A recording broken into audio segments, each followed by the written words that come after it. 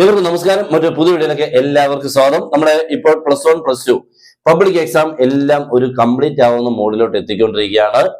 ഇനിയിപ്പോ നമുക്ക് ഇത് കഴിഞ്ഞിട്ട് റിസൾട്ട് ആണ്. ഈ വർഷം ആദ്യമായിട്ടാണ് കുറെ വർഷങ്ങൾക്ക് ശേഷം +1ന്റെ ഇംപ്രൂവ്മെന്റ് എക്സാം ഈ ലാസ്റ്റ് സമയത്ത് നടക്കുന്നത്.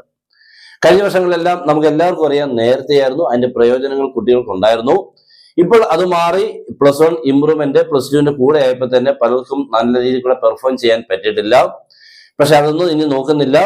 ഇനിയിപ്പോൾ ഉള്ള കാര്യങ്ങളെല്ലാം നമുക്ക് അങ്ങനെ ആവാനുള്ള സാധ്യതയുണ്ട്. എന്നാലും ചെറിയൊരു വ്യത്യാസം ഉണ്ടാവും എന്നൊക്കെ പറയുന്നു. അത് നമുക്ക് കാത്തിരുന്ന് കാണാം.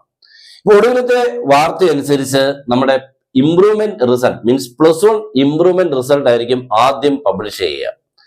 അതിനുള്ള കാരണങ്ങളൊക്കെ ഉണ്ട്. അത് കഴിഞ്ഞിട്ടായിരിക്കും +2ന്റെ ലാസ്റ്റ്, പിന്നെ +1 അത് ഇച്ചിരി പതുക്കെയാണെങ്കിലും കുഴപ്പമില്ല.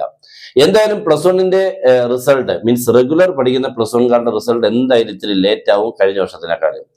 കാരണം ഇത് ആദ്യമായിട്ടാണ് ഈ ഇംപ്രൂവ്മെന്റിന്റെയും കൂടെ പേപ്പർ നോക്കേണ്ട ഒരു അവസ്ഥ വരുന്നത്. അപ്പൊ ടീച്ചേഴ്സിന് ഇച്ചിരി പണി കൂടുതലാണ്. അപ്പൊ അതുകൊണ്ട് തന്നെ ഇച്ചിരി ലേറ്റ് ആവാൻ +1 റെഗുലർ കുട്ടികളുടേത് വരാൻ സാധ്യതയുണ്ട്, ഇച്ചിരി ലേറ്റ് ആവാൻ സാധ്യതയാണ്.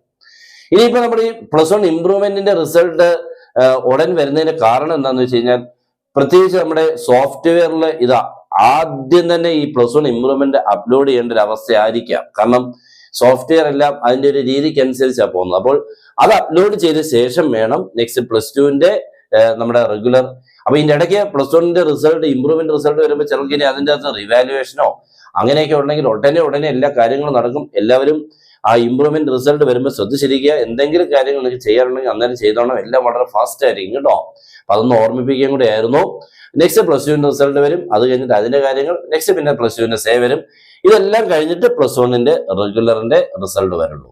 അപ്പൊ ഇങ്ങനെയാണ് ഇപ്പോഴത്തെ രീതി. ഇതിനൊരു മാറ്റം ഉണ്ടാവാൻ സാധ്യതയില്ല. ഇത് മാറി കഴിഞ്ഞാൽ നമ്മുടെ സോഫ്റ്റ്വെയറും കാര്യങ്ങളും എല്ലാം ഇച്ചിരി ബുദ്ധിമുട്ടുണ്ടാവും.